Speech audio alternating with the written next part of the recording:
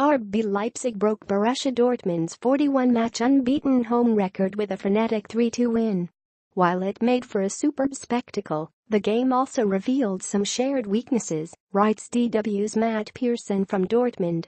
Bundesliga, Borussia Dortmund gegen RB Leipzig, Imago U.Kraft. Between the anti-RB Leipzig march that wound its way through Dortmund streets and the banners unfurled in the Südtribüne as the players emerged, there can have been few observers of German football unaware how different Borussia Dortmund's fans think their club and the Red Bulls from the East are.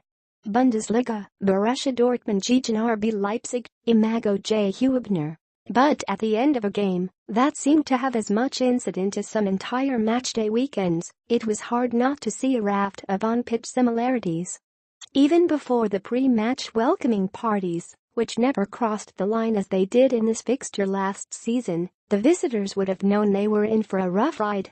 When the team sheets showed RB were without the unfit Timo Werner, vice-captain Willi, Orban and Emil Forsberg, who were all on the bench, it seemed to have got a little rougher. Facing a crescendo of boos and whistles every time they touched the ball in the opening minutes, Leipzig made their lives even harder just 4 minutes in, when a lapse in concentration from Stefan Ilskinder allowed Pierre-Emerick Aubameyang to turn the jeers into cheers. The right response.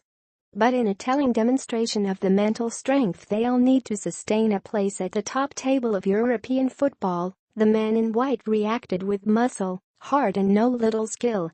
Suddenly they were first to loose balls, exploiting Dortmund's high defensive line, pressing high and forcing mistakes from a rattled home backline. Anything Dortmund could do, Leipzig thought they could do better.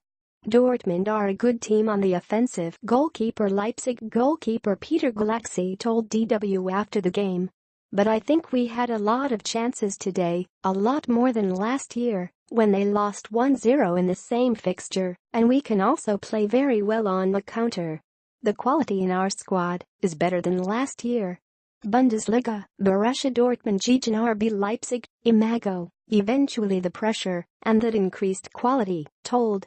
First Marcel Sabitzer nodded in unmarked in the 6-yard box, then Josef Poulsen tapped in after some scintillating wing play from Bruma, a summer signing who showed flashes of brilliance on Saturday. Second half drama. Things quickly got worse for Dortmund after the break.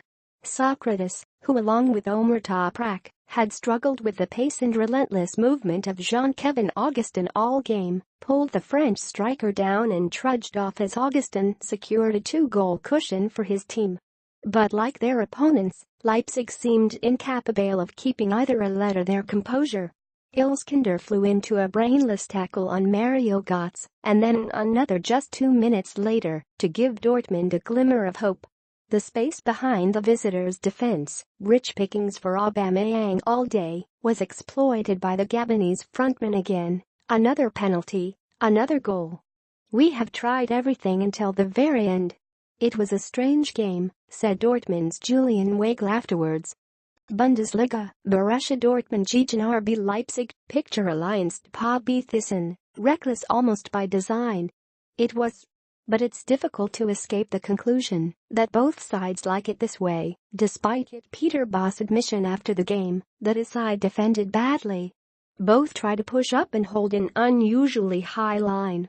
It allows them to split opposition defenses more easily with one forward pass, particularly after a turnover of possession, but also leaves them vulnerable to pacey forwards on the break themselves. Aubameyang and Augustin fit that bill.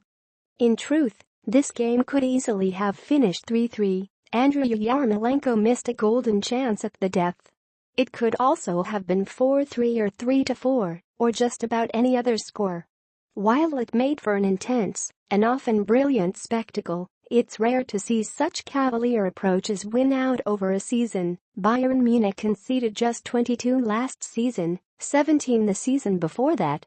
Both Dortmund and Leipzig have designs on Bayern this year. Both have some exciting new attacking talent that's been rapidly integrated, and both have some real defensive work to do if they are serious about challenging. In some ways, perhaps they aren't so different after all.